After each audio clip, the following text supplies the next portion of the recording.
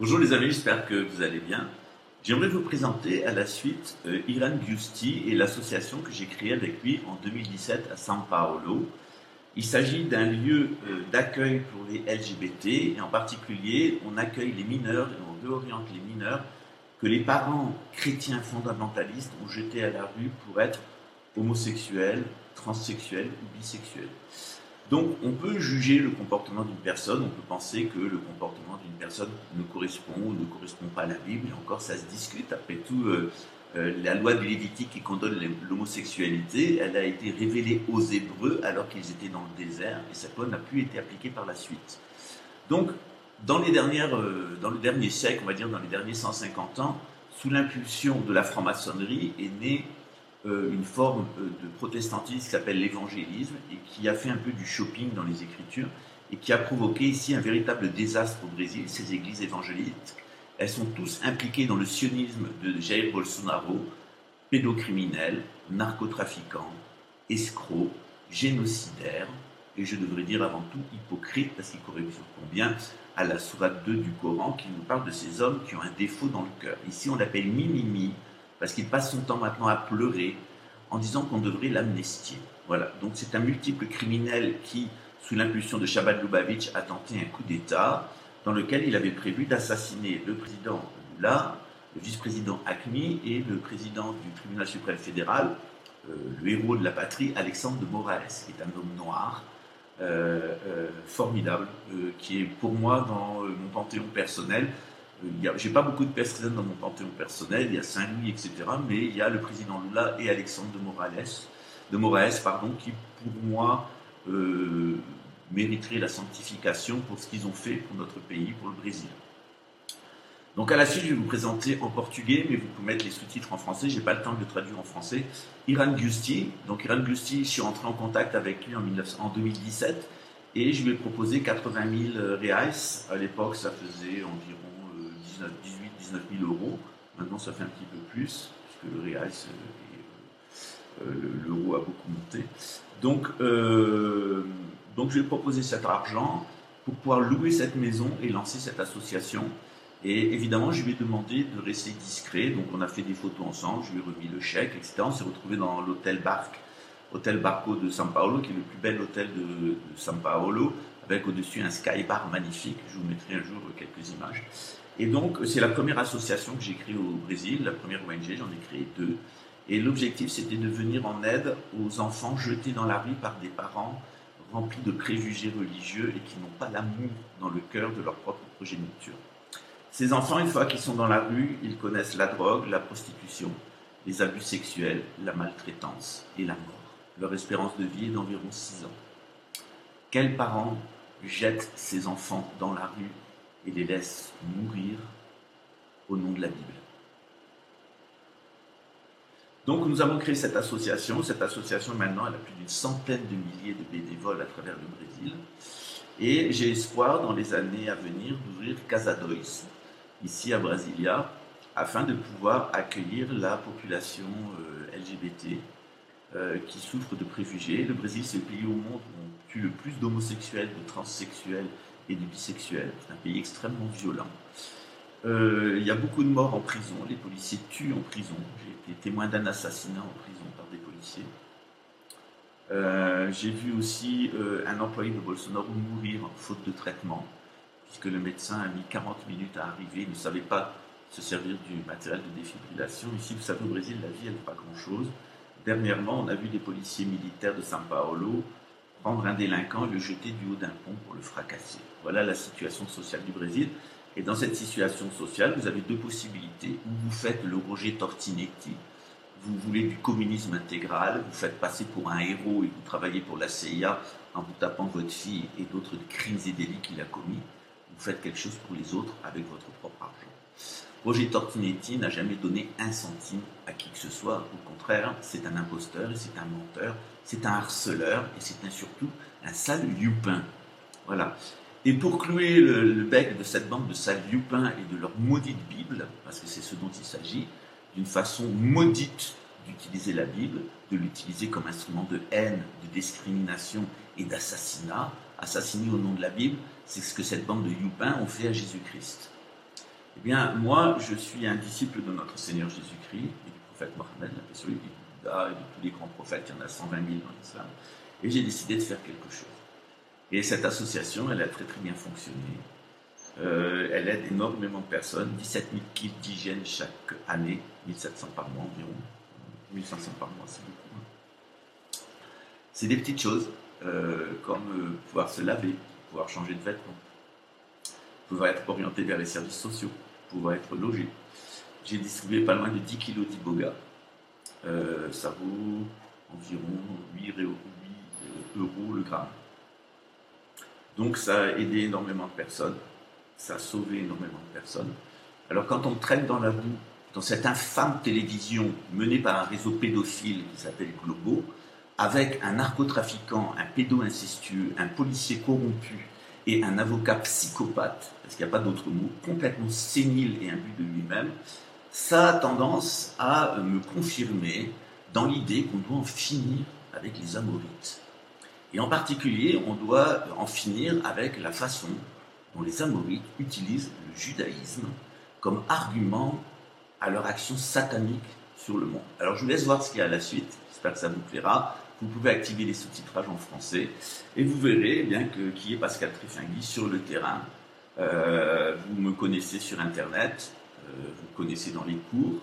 Vous m'avez vu quelques fois sur le terrain avec les plus grandes stars brésiliennes comme Nicole Balls, Naldo Baldi, Tatia Quebra-Barraco, Junior Pacheco, et bien d'autres stars de la télévision et des médias brésiliens, en particulier Nicole Balls, qui est très très très connu ici, qui est une personne d'une grande humilité, d'une grande gentillesse, Moranguinha, etc. Il y en a bien d'autres qui fréquentaient notre restaurant associatif à Rio de Janeiro. Voilà. Alors évidemment, notre action en faveur des LGBT et des transsexuels et des pauvres, elle gêne beaucoup le plan des Youpins qui ont transformé Rio de Janeiro en un cloaque. Un cloaque qui est le symbole même du nouvel ordre mondial. Donc lutter contre le nouvel ordre mondial, c'est pas être une handicapée espagnole qui touche une pension et qui est dans son lit à reprendre des informations d'autres. C'est d'abord rechercher la vérité, pouvoir l'expliquer aux autres. Ça, c'est la première partie. Ensuite, il faut agir. Il faut agir sans orgueil et sur ses deniers personnels. Encore faut-il gagner sa vie. Et puis, encore faut-il être en capacité d'agir. En tout cas, moi, je suis aussi handicapé. Je suis porteur de colostomie. J'ai échappé à 2 cancers, 11 tentatives d'assassinat, 8 sabotages de véhicules, 5 ans de prison. Mais ça ne m'empêche pas d'être une bonne personne. Et dans les mois à venir, nous aurons une action qui est dirigée vers le centre de la Papouda, qui est la prison ici, puisqu'on a noué un accord pour apporter un soutien psychologique et des formations en yoga, former des professeurs de yoga au sein de la communauté LGBT. Dès que ça sera possible financièrement, et on attendra pour ça la venue de Monseigneur Henri V de la Croix au Brésil, on ouvrira Casa 2 ici, c'est dans nos projets. Et cette Casa 2 s'appellera Henri V de la Croix et du Croissant. Parce que la spécificité de notre association et de notre ONG, c'est que nous sommes des croyants, nous sommes des musulmans, des bouddhistes, des juifs quelquefois, très peu. Généralement, les juifs s'occupent de leur communauté et pourrissent celle des autres. Évidemment des chrétiens, mais aussi des pratiquants des religions afro-brésiliennes. Donc c'est mon compagnon qui s'occupera de cette association ici. On le fera en collaboration avec le délégué aux droits de l'homme, qui est le directeur d'un centre spirit ici, afin de pouvoir aider ici la communauté LGBT. En particulier, nous avons prévu avec le ministère de la Culture un film qui s'appelle Être travesti et qui montrera la vie des travestis entre la violence, la drogue, les clients, le harcèlement policier, le racket, les passages à tabac, les opérations, et à quel point ces personnes-là ont une vie infernale. Alors, vous pouvez les juger, vous pouvez les condamner à mort. Moi, j'essaye de les sauver de la mort, et j'y arrive, et j'essaye de leur donner une orientation spirituelle et leur permettre de réintégrer la société. Comme vous le savez, mon compagnon, il sort de 13 ans de prostitution et de raison de drogue. Il est actuellement en train de finir sa formation de docteur en psychologie, qui lui sera tout à fait utile pour mener à bien cette mission. Donc, dans ce cadre-là, on n'a pas besoin de donation, on va s'autofinancer nous-mêmes. Et on vous montrera au cours de l'année 2026, parce qu'il faut du temps pour nous mettre en place, ce que Pascal Trifingui est capable de faire et fait. Et avec des moyens illimités, moins d'1 million d'euros investis au Brésil dans des œuvres caritatives, 700 000 euros environ, avec beaucoup de courage, quelquefois même j'étais tout seul, avec très peu de bénévoles, on est arrivé à faire de grandes choses. En tout cas, c'est le cas à Sao Paulo. Voilà. Et imaginez-vous ce que j'ai fait ici en tant qu'individu et en tant que bénévole, et en tant que donateur, et imaginez-vous ce que je peux faire pour la France comme Premier ministre. En tout cas, je remercie Monseigneur André de Biaz, Henri V de la Croix, de sa confiance. Et puis notre gouvernement, il est à votre service et notre communication sera bientôt en ligne. À très bientôt. LGBT, pessoas em situações de risco. Já tive o prazer de conhecer aqui as dependências, como é que funciona. Estou encantado. Mais uma experiência para a gente estar levando aí para Jequié. Enfim, eu vou fazer um vlog e vou mostrar tudo para vocês. E aqui é a Casa 1, que foi fundada em 2017, fica aqui no centro de São Paulo. Aqui a gente está num galpão de oficinas, de teatro. Deixa eu mostrar para vocês aqui também a grade da programação. Bordado, canto, yoga, costura, crochê, percussão, teatro, expressão corporal e tricô.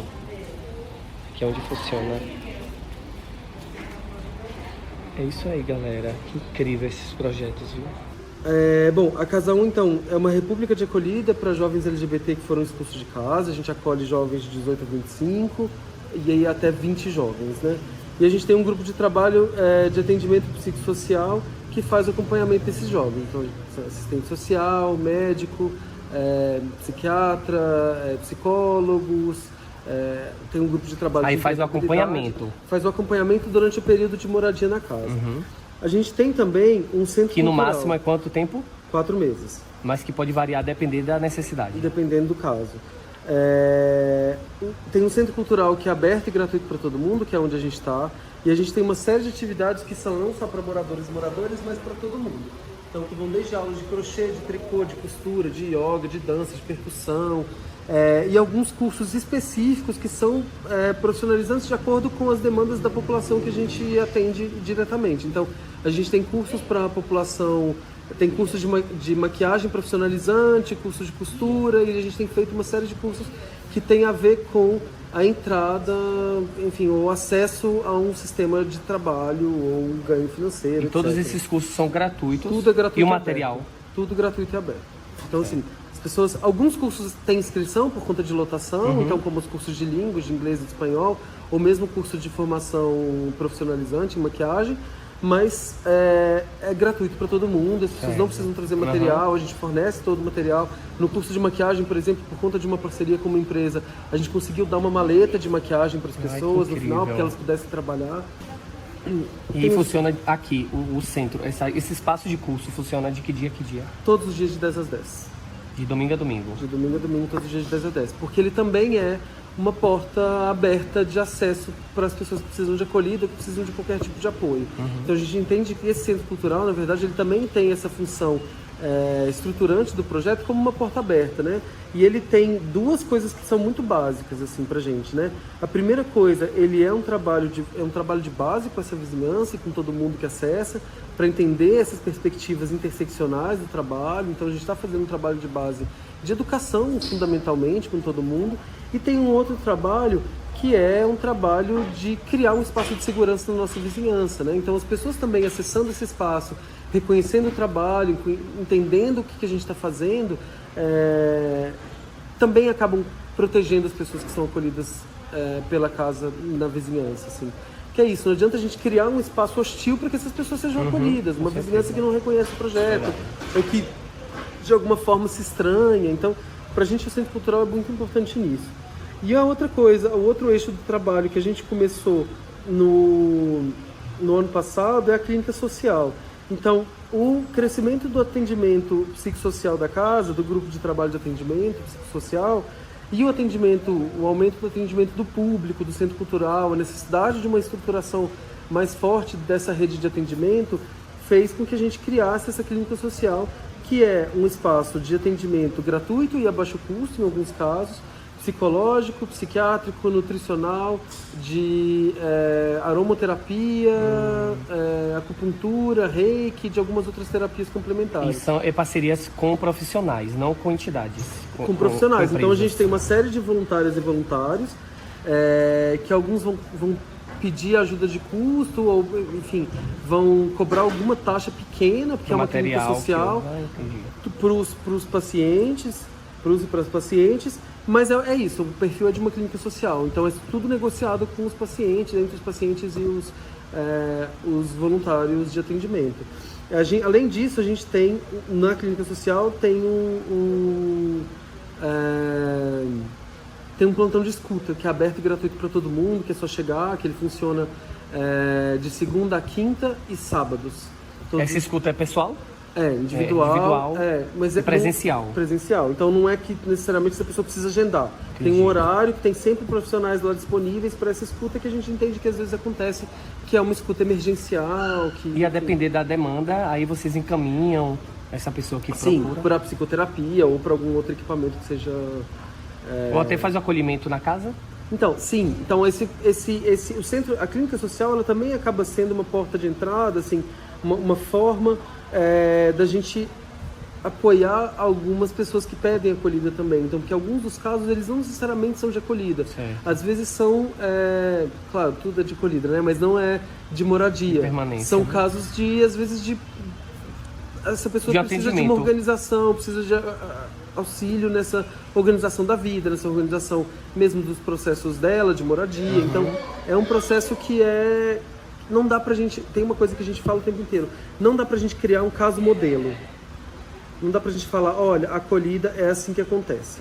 Porque cada uma vai ser uma completamente diferente. As relações com a família, as relações com o trabalho, com a educação, as relações de educação, tudo vai ser completamente diferente. Uhum. Cada caso é um caso, assim. Justo porque a gente entende que essa interseccionalidade vai criar contextos muito diferentes para cada sujeito. Então, a gente...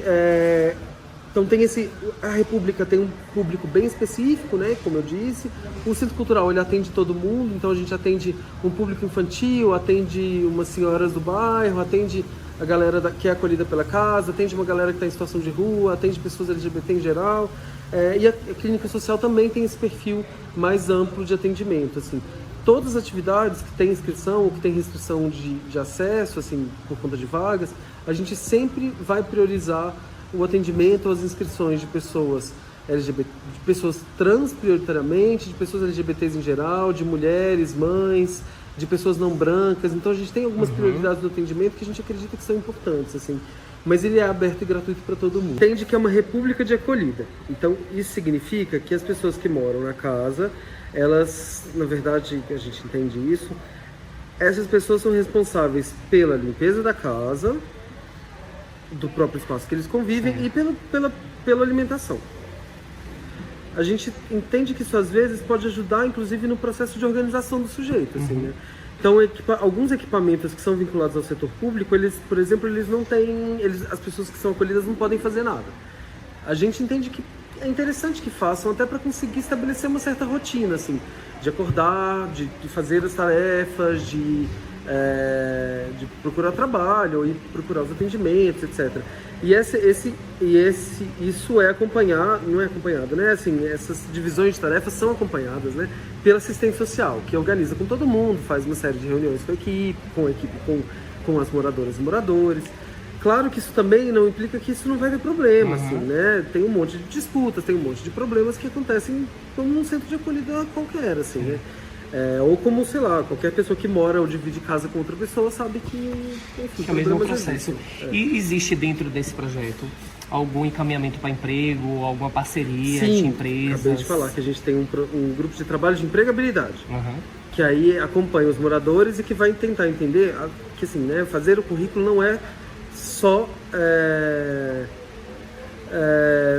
sentar e perguntar as coisas, né? É um processo mais complexo, que às vezes demanda às vezes 2 horas de tentar entender como é que tá esse sujeito, assim, entender quais são os desejos dessa pessoa, para onde que ela tá indo, o que precisa. De um dos projetos, essa formulação de currículo para trans e travestis, que eles acolhem e fazem encaminhamento para o mercado de trabalho com parceria com algumas empresas, oficina de...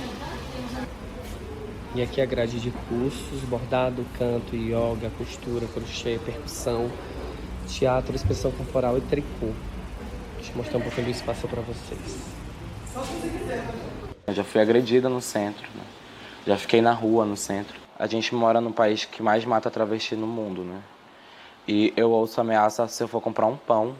Aqui do outro lado da rua eu já ouço ameaça. Então, pessoal, vou finalizar o vlog aqui. Infelizmente não pude fazer algumas imagens das oficinas, porque tem pessoas que não gostam de ser filmadas, mas o projeto é incrível.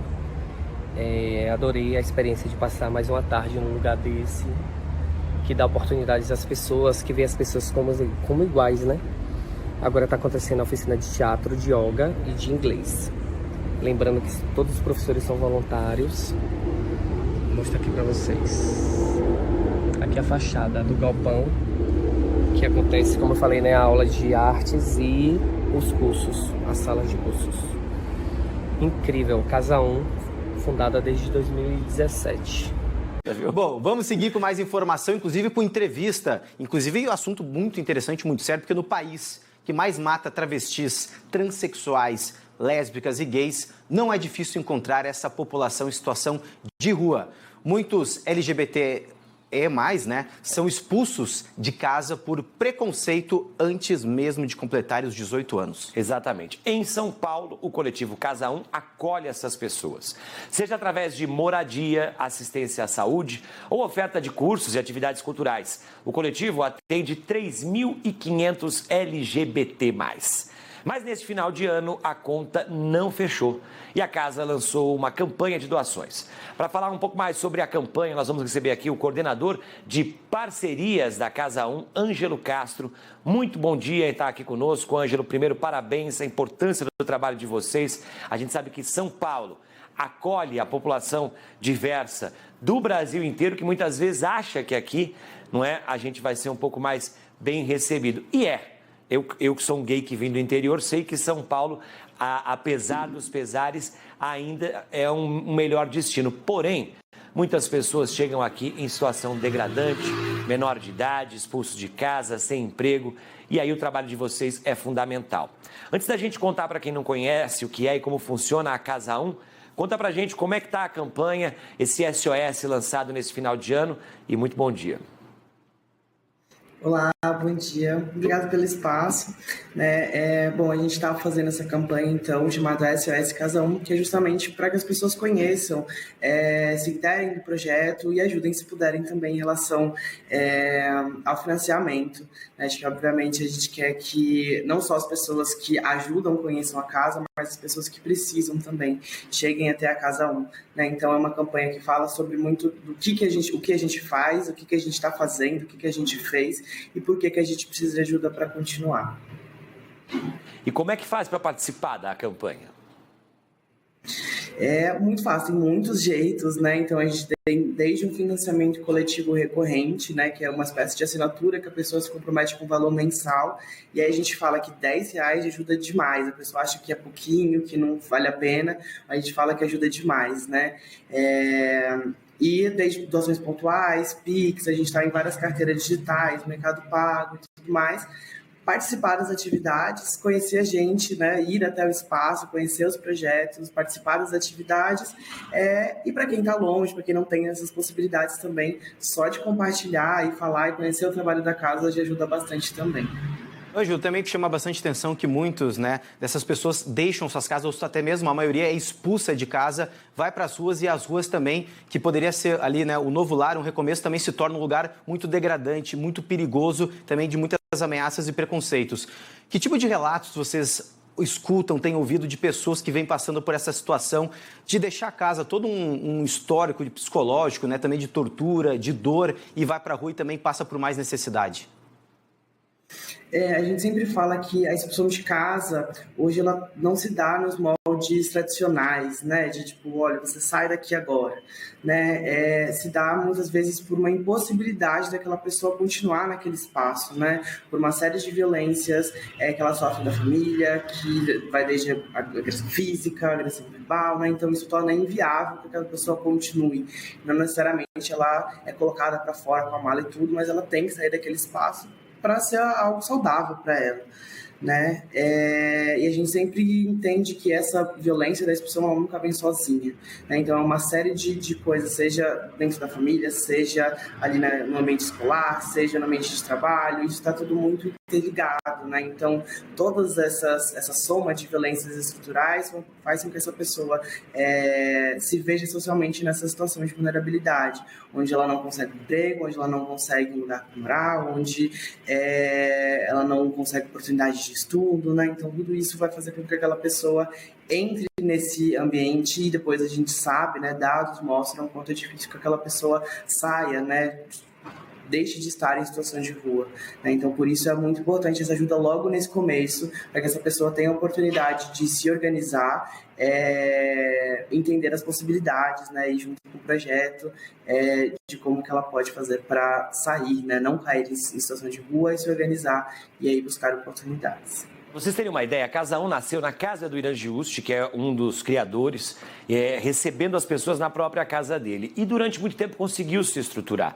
Fez um caixa que durante a pandemia pôde manter a casa.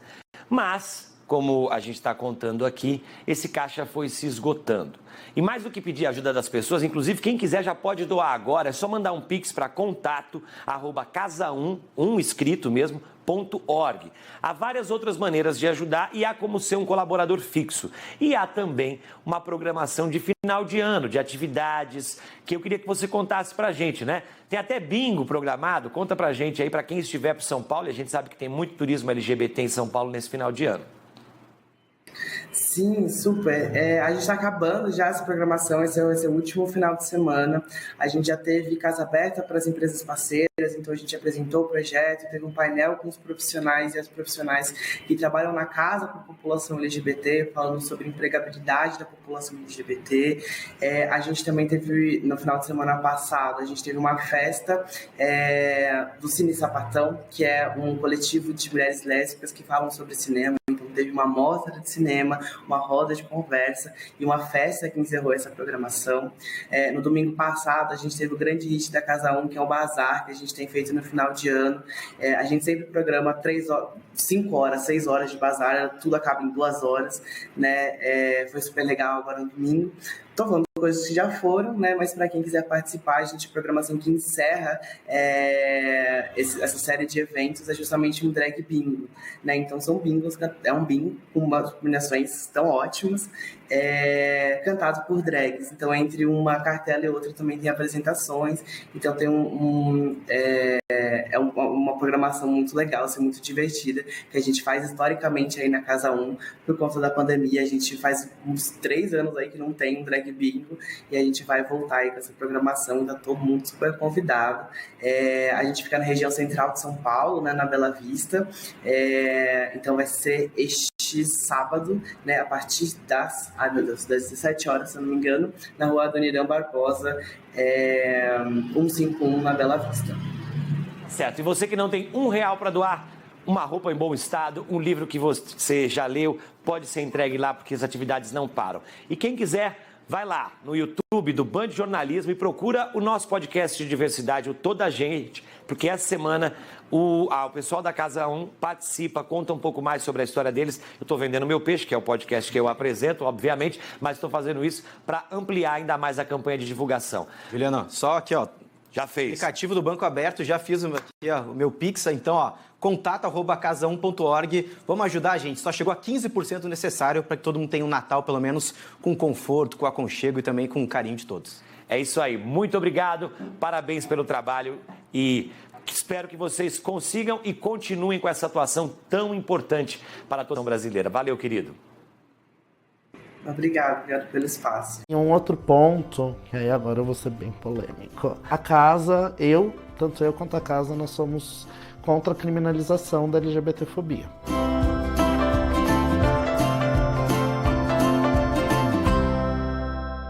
A gente vai falar de acolhimento, de tolerância, de coragem, de mais uma porção de coisas, tudo relacionado ao Iran Giusti, que é o idealizador do Casa 1. Antes da nossa conversa, ative as notificações, cheque a sua inscrição, veja se você ainda é inscrito, se não é, porque às vezes as pessoas não sei o que acontece, a inscrição está sendo cancelada. Então, cheque a sua inscrição, as notificações, ao final do vídeo, mande o seu comentário e compartilhe o conteúdo. Fala do Casa 1, Ira. Sim, a Casa 1 ela é uma república de acolhida para jovens que foram expulsos de casa por orientação afetiva sexual ou identidade de gênero. Chega lá e vai ter um espaço para dormir. Se você estiver dentro do perfil, obviamente, sim, porque a gente tem uma demanda muito grande, então a gente teve que estabelecer, inicialmente, bastava você ter sido expulso de casa.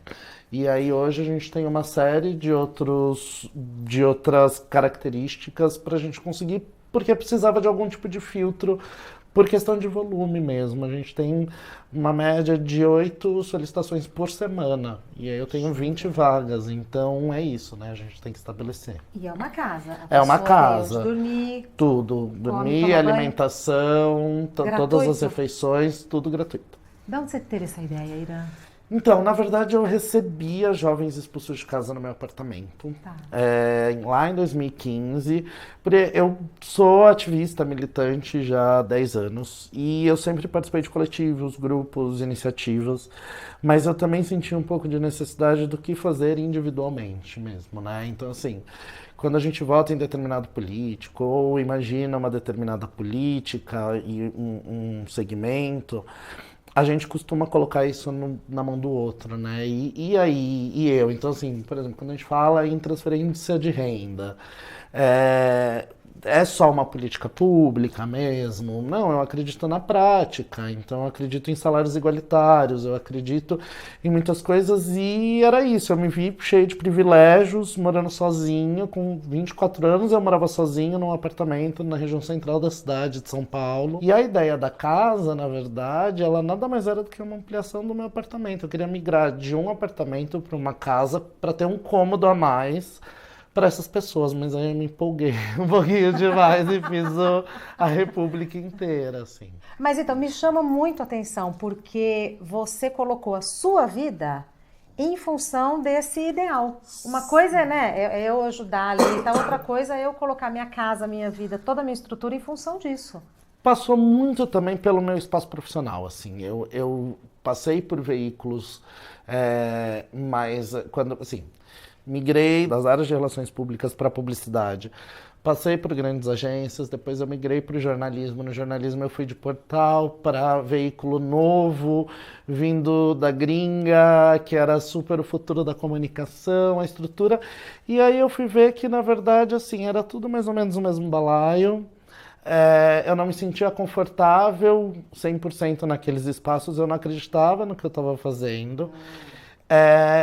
E, ao mesmo tempo, eu já tinha repertório suficiente e uma dinâmica de vida que me permitia apostar em alguma coisa. Me organizei financeiramente para passar 6 meses dedicado ao projeto e depois sair caçando freela e para ir estruturando e até garantindo a manutenção do projeto. Hoje você tem Ambev, você tem grandes empresas PepsiCo, a gente tem Hornet, tem algumas outras empresas que articulam junto. Não é o máximo você ver essas grandes empresas estabelecendo parceria com você no projeto deles? Gosto muito, eu acho importantíssimo, mas acho que ainda a gente precisa caminhar em muitos pontos. Como assim, Dan? Eu acho que no primeiro momento a gente precisa entender efetivamente o que é diversidade. Então a gente precisa começar a lutar efetivamente por cotas raciais dentro das empresas. A gente precisa lutar por um processo de educação e formação dentro dessas pessoas da empresa.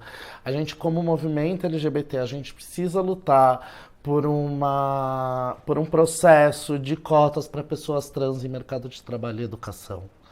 Então, a gente precisa rever um pouquinho como é a nossa movimentação. Uma das coisas que a gente fala muito na casa é que, assim, não existe um perfil da LGBT que é expulso de casa, né? Todo mundo, acontece em todas as classes sociais e gênero. Agora, se você é um menino branco, de classe média alta, que fez um intercâmbio, você vai dar aula no cursinho, você vai dar aula de inglês particular, você arranja um lugar. Então, quem vai chegar até a Casa 1 é um recorte muito específico. São pessoas negras, periféricas, com um baixo grau de escolaridade, que realmente não vai ter ninguém, que realmente não vão ter possibilidades. A casa é a última A casa é a última esperança. Assim, tem mais uma depois, é a rua. Irã, como é que é o acolhimento psicológico dessas pessoas? Gigantesco. A gente tem tá um sozinho? time... Oi? Você tá sozinho? Não, tem um time gigantesco, assim. A gente tem muita sorte que com a visibilidade do projeto, a gente recebeu muita gente e muitos bons profissionais. Então, hoje a gente tem 3 coordenadores a gente chama de GT, né? Que são os grupos de trabalho, do GT de saúde mental. Eles fazem um atendimento, a triagem com esses moradores. E a gente faz uma coisa chamada planejamento de vida. Cada morador recebe 3 folhas e vai ter ali um monte de pontos da vida deles que vão tratar. E semanalmente, esses 3 psicólogos vão abordar um desses temas. Além disso, depois eles podem ter uma conversa individual com esses psicólogos. E essa conversa ela vai ser uma conversa mesmo, não um atendimento, porque casa não é lugar de médico. E aí, tudo isso veio da sua cabeça, né? Foi junto, isso sendo formatado junto com eles. E aí, se eles tiverem interesse, a gente tem uma rede de 17 psicólogos voluntários que a gente triou, selecionou, que atende em consultório. Fora isso, tem uma roda de mediação de conflito aos sábados. E a gente também tem os ATs, que são os atendimentos terapêuticos, que são profissionais que vêm para ajudar os moradores e moradoras a se movimentar. Quem cresce na periferia, quem está num espaço muito longínquo, não consegue nem se movimentar e transitar. Como assim? A pessoa não conhece, ela nunca esteve no centro. Ela nunca teve uma entrevista de emprego. Ela tem 18 anos. Ela não sabe ir numa unidade básica de saúde fazer um exame. Então, transitar é transitar mesmo. Transitar é sair mesmo. E andar de um lado. Olha, Irã. A gente tem, por exemplo, no caso dos homens trans, não só na casa, mas em todo o movimento, 90% de todos os homens trans chegam na vida adulta sem nunca ter ido a um ginecologista. Porque a ginecologia já é um processo bastante agressivo, né? Muitas vezes, dependendo do profissional, os homens trans muito chegam na vida adulta sem nunca ter feito. E aí, como vai ser para ele pela primeira consulta ginecológica? Hoje são quantas pessoas na casa? A gente está com 17 moradores. Em média, eles ficam quanto tempo lá? São 3 meses, é o tempo máximo.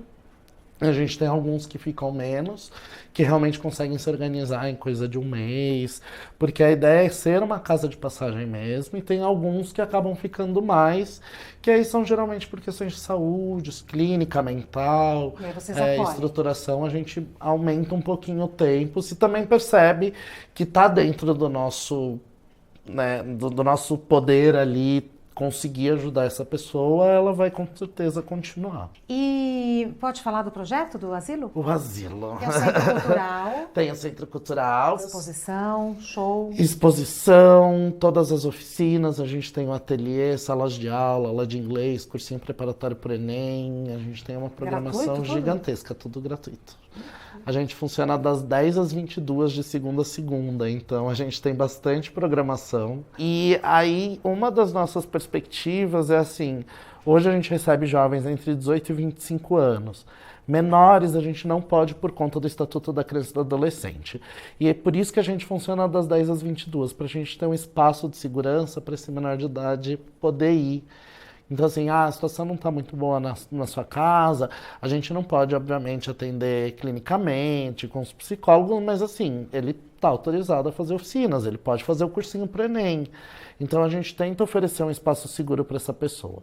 E aí, a gente também tem algumas solicitações de pessoas idosas, em especial mulheres trans, que acabam tendo que retransicionar. Então, que é retransicionar? Ela vai tirar o peito, ela vai parar de tomar hormônio, ela vai cortar o cabelo, ela vai voltar para aquela figura masculina que ela era antes de começar a transição. Para quê? Para conseguir um espaço que ela seja respeitada. Então, assim, então é uma agressão. Sim, mais uma agressão. Exato, elas não têm espaço dentro dos abrigos públicos, elas não têm espaço dentro de asilos, então a gente entende como uma demanda meio urgente, assim. E os próprios homens gays, né? Não é porque você é idoso que não tem mais homofobia. no espaço que você vive. Exato. Deve ser pior. Então é isso, numa época em que a gente vai discutir sexualidade, por exemplo, na terceira idade, onde a gente entende que existe, onde a afetividade e a sexualidade Estão presentes? Está presente. Não existe dentro do universo LGBT quando você está falando em LGBT em terceira idade. Para encerrar, antes da sua pergunta, eu queria falar um pouco da militância, porque às vezes eu observo e acho que é tudo muito fragilizado, muito segmentado. Eu acho que essa divisão interna mais atrapalha do que ajuda. Você tem essa visão também? O que você acha disso? Na verdade, eu acho que não é a compartimentação ou de ideologias ou da própria sigla. Eu acho que o que torna muito frágil é que a gente não tem uma militância nossa. Como assim? A gente importou uma militância dos Estados Unidos e da Europa, lá atrás, nos anos 70. Então, as nossas pautas, quando a gente fala assim, as nossas pautas são brancas, elas são de elite. Por que isso? Porque nunca foi levado em consideração uma pauta brasileira, nunca foi levado em consideração Latinoamérica. Então, a gente importa políticas, a gente importa teorias. Hoje a gente, por exemplo, quando a gente fala de movimento queer, quando a gente fala de estruturação e debate de gênero, que são importantíssimos e tem que ser estudado muito, de Judith Butler em nossos corações, mas assim... Tá, e cadê a realidade? Cadê a gente falando do LGBT da periferia, da gente falando de espaços culturais e espaços que essas pessoas ocupam? A gente não fala, por exemplo, nos Estados Unidos, a gente tem essa própria estruturação onde vai se falar do que é ser LGBT no cinturão da Bíblia, né? Do que é ser LGBT em São Francisco. E aqui, a gente não fala como é ser LGBT no Norte, a gente não fala como é ser LGBT no Nordeste. A gente sabe e a gente entende o que é ser LGBT no eixo Rio-São Paulo, e se você é classe média alta. Então, eu acho que a gente está começando a falar, a gente está começando a pensar um pouquinho nisso, mas é urgente. E um outro ponto, que aí agora eu vou ser bem polêmico, é o fato, tanto eu quanto a casa, nós somos contra a criminalização da LGBTfobia. Que é um ponto que é a grande pauta, né, da comunidade, a criminalização. Mas a gente entende que criminalizar qualquer coisa no sistema que a gente tem hoje é a gente dar mais poder para o Estado ser opressor dentro das parcelas que ela é opressora. Num bom e claro português, não vai ser o dono de um estabelecimento nos Jardins que vai ser preso se cometer um ato de homofobia. Vai ser o segurança negro de uma empresa que vai ser preso se ele sofrer homofobia. Agora você... Entende? Então a gente defende a tipificação, a gente depende assim, teve uma agressão homofóbica, tem que ser tipificado, a gente precisa de dados, a gente precisa entender por quê. A gente tem que pensar em outras estruturas, mas assim, não dá pra gente pensar em encarceramento, não dá pra gente pensar em processo punitivo. De novo, vamos usar o mesmo exemplo do dono do restaurante dos Jardins. Vamos trabalhar com multa. A multa vai ser de R$100 mil. O que é R$100 mil para o dono de um estabelecimento nos Jardins? Agora, o que é R$100 mil para um segurança negro que trabalha numa empresa? E aí é isso, assim, a gente teve, desde a abertura da casa, eu tive já 72 moradores e moradoras. Porque é 3 meses, então alguns ficam mais, alguns ficam menos.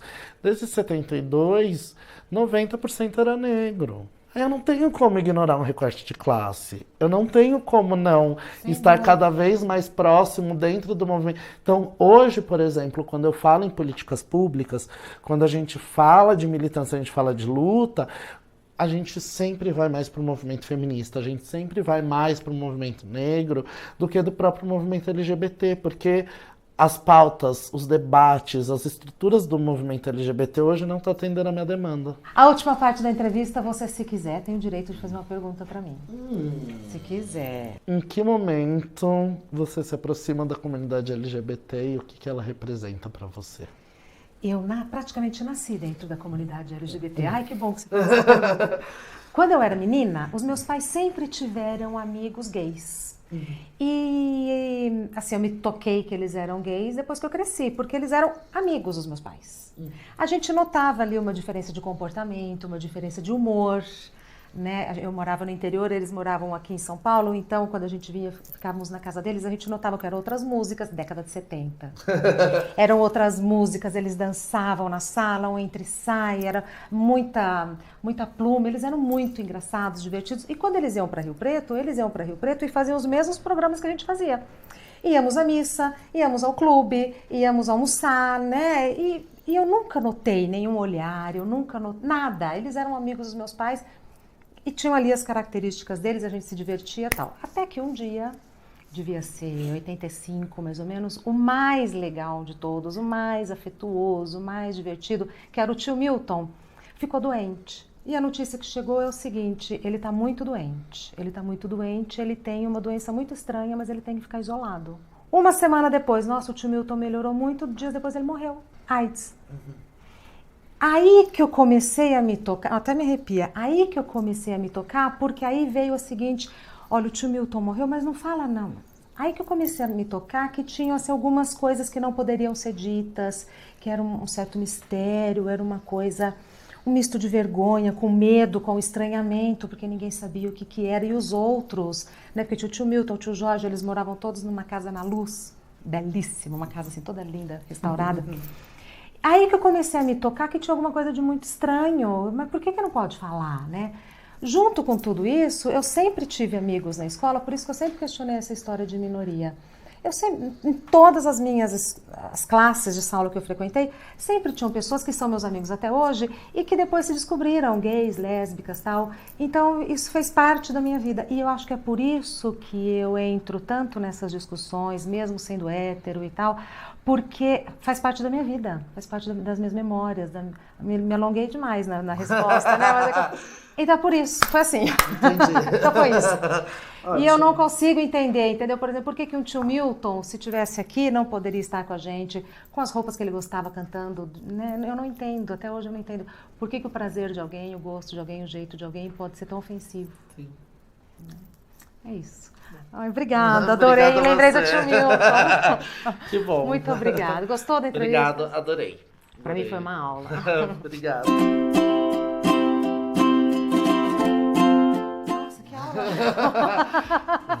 Uau, tá todo mundo aqui, ó, paralisado. Desculpa. Não, maravilhoso, mas não, é maravilhoso, Irã, porque você conduz a gente para uma linha, tem a liberdade de falar em nome de todo mundo, você conduz a gente para uma linha de raciocínio muito lógica, mas que a gente ainda não tinha passeado. Sim. Né? Aí a hora que você traz e que a gente vai comprar, nossa, mas é mesmo, é verdade, né? Vai abrindo assim umas janelas, arrasou. Obrigado. Eu que agradeço.